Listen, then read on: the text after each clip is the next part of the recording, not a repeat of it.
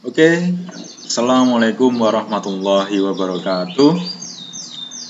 Selamat pagi anak-anakku semua, siswa-siswi SMP Budi Utomo Surakarta, khususnya kali ini kelas 8. Oke, bertemu lagi dengan saya Ustadz Ilyas, kali ini pada mata pelajaran prakarya. Oke.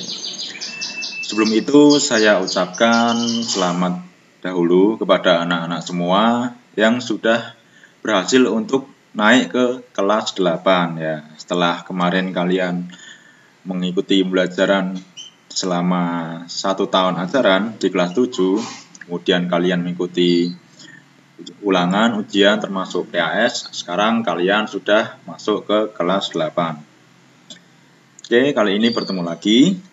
Dan saya ingatkan, jangan lupa kalian untuk tetap mengikuti protokol kesehatan karena saat ini kondisi masih seperti ini, masih belum memungkinkan untuk beraktivitas normal seperti dahulu. Jadi tetap nomor 1 itu kalian laksanakan prokes atau protokol kesehatan ya. Jangan lupa pakai masker, cuci tangan, dan menjaga jarak. Oke, kali ini kita akan langsung mulai masuk ke pembelajaran ya, karena pada minggu kemarin Ustadz sudah bertatap dengan kalian, bertatap muka tetapi melalui Zoom ya, sudah bertatap muka dengan kalian melalui Zoom dan sudah memperkenalkan atau sedikit memberi gambaran tentang pembelajaran pada semester kali ini. Jadi pada pertemuan kali ini Ustadz langsung masuk ke materi. Oke, kita masuk ke bab 1.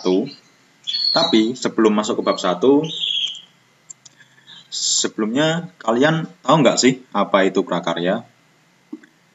Ya mungkin barangkali di kelas 7 sudah dijelaskan oleh Ustadzah Ulfa tentang pembelajaran prakarya. Tapi mungkin kali ini Ustadz akan jelaskan lagi.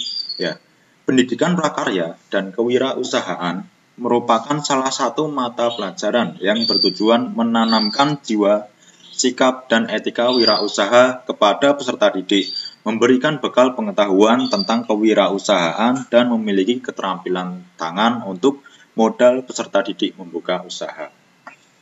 Ya, jadi kita bisa memanfaatkan barang-barang yang ada di sekitar kita. Entah itu barang bekas atau mungkin barang yang belum terpakai atau mungkin masih bahan mentah, itu di situ dengan keterampilan kita olah menjadi sebuah produk atau peralatan atau apapun itu yang memiliki nilai kegunaan, bahkan atau mungkin nilai jual sehingga bisa kita jual. Nah, itu adalah salah satu tujuan mengapa prakarya itu diadakan di sekolah. Karena mengapa saya jelaskan ini? Karena prakarya itu termasuk mata pelajaran yang baru. Jadi baru di kurikulum 2013 ini ada prakarya, sebelumnya tidak ada prakarya. Dan prakarya itu berbeda dengan seni budaya. Ya, karena mungkin barangkali beberapa ada yang mengira kalau seni budaya itu sama dengan prakarya, itu beda. Jadi prakarya lebih ke ini tadi yang sudah Ustadz jelaskan tadi. Oke. Bab 1. Kerajinan dari bahan lunak. Apa sih pengertian atau maksud dari kerajinan bahan lunak itu? Ya. Kerajinan bahan lunak ini adalah kerajinan yang berbahan lunak ya, seperti namanya, dan terbuat dari bahan dasar yang bersifat lunak. Ya, jadi intinya di bahan dasarnya. Bahan dasarnya itu bersifat lunak. Tapi bisa jadi nanti setelah produk itu dibuat, hasil atau produk yang dihasilkan itu tidak lunak itu juga ada. Jadi bahan dasarnya lunak, tapi nanti produknya menjadi keras atau tidak lunak. Ya, jadi kita di sini mengacunya pada bahan dasarnya. Kerajinan bahan lunak ini dapat dibedakan menjadi 2 jenis berdasarkan asal bahannya. Yang pertama, bahan lunak alami dan juga dari bahan lunak buatan. Oke ya. Dari namanya sudah bisa ditebak kalau bahan lunak alami itu tentu bahan yang diambil dari bahan alam atau alami. Sedangkan kerajinan dari bahan lunak buatan itu bahannya buatan, ya, bukan dari bahan alami. Nah, bahan lunak alami dapat diperoleh dari alam. Tersedia di alam dan lingkungan sekitar secara alamiah tanpa proses pengolahan manusia terlebih dahulu. Jadi ya mentah, ngambil dari alam, ya ngambil dengan apa adanya tanpa diolah terlebih dahulu. Itu bahan alami. Kemudian dapat ditemukan di lingkungan sekitar dalam jumlah banyak dan melimpah. Ya, karena adanya di alam, jadi ya tentu mungkin beberapa bahan itu jumlahnya sangat banyak atau melimpah. Contoh dari bahan lunak alami adalah tanah liat, serat alam, getah, dan kulit. Ya, ada tanah liat, serat alam, getah, dan kulit. Itu contoh dari kerajinan dari bahan lunak. Masih ada juga contoh-contoh yang lain, tapi mungkin yang Ustadz contohkan ini, tanah liat, serat alam, getah, dan kulit. Nah, itu kan kalau dilihat semuanya bahan-bahannya itu alami semua. Tanah itu alami, tinggal ngambil di alam. Banyak di berbagai tempat. Kemudian serat alam itu juga ngambil dari pohon, itu atau mungkin rotan, itu dari alam tanpa kita mengubah. Kemudian getah dan juga kulit. Nah ini yang contoh-contoh tadi ya. Ini penjelasannya.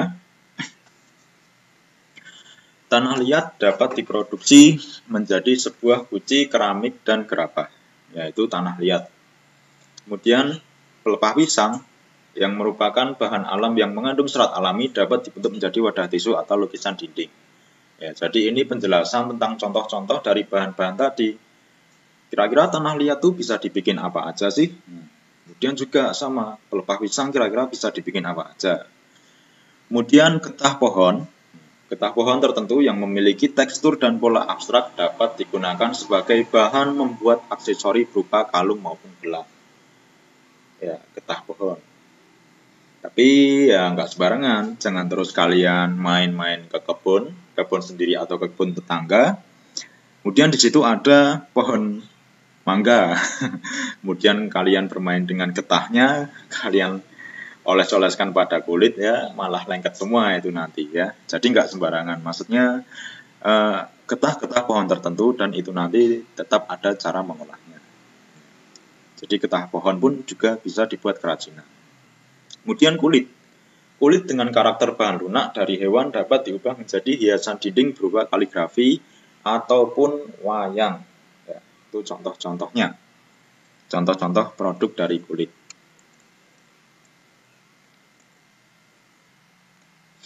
Ya. Jadi ini adalah penjelasan yang tadi bahwa salah satu contohnya adalah berbahan tanah liat. Dan tanah liat itu rata-rata proses pembuatannya melalui proses pembakaran. Mengapa seperti itu? Karena memang tanah liat kalau dibakar itu nanti bisa menjadi keras dan juga tidak mudah berubah-ubah lagi bentuknya. Nah, jadi itulah mengapa kerajinan tanah liat itu perlu dilakukan pembakaran. Kemudian, ini bahan lunak buatan. Bahan lunak yang dimaksud adalah bahan buatan yang dimaksud adalah bahan alam yang diolah dengan diberi tambahan zat kimia sebagai pengubah sifat bahan buatan menjadi lunak dan mudah dibentuk. Ya, seperti itu ya. Insya Allah bisa dipahami lah. Bisa membedakan kan antara alam dan buatan. Ya. Kalau penjelasannya ya ini. Ada tambahan zat kimianya dan juga tentu ada pengolahannya terlebih dahulu. Contoh-contoh dari kerajinan bahan lunak adalah bubur kertas, kemudian lilin, plastisin, parafin, dan juga gipsum. Ada juga gips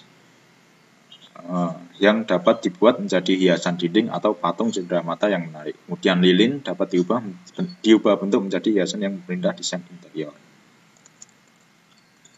Ya, jadi itu ya, insya Allah bisa kalian pahami.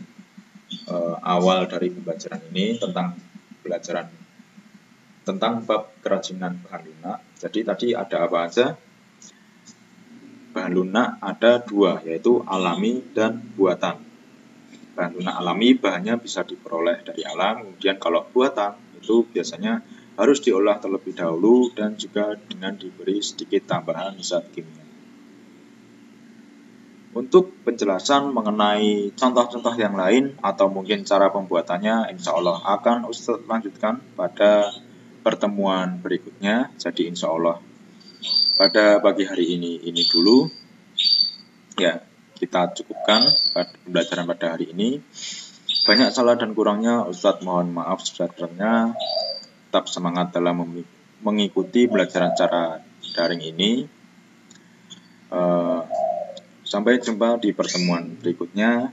Alhamdulillah, jazakumullahu khairan. Akhiru qouli hadza. Wassalamualaikum warahmatullahi wabarakatuh.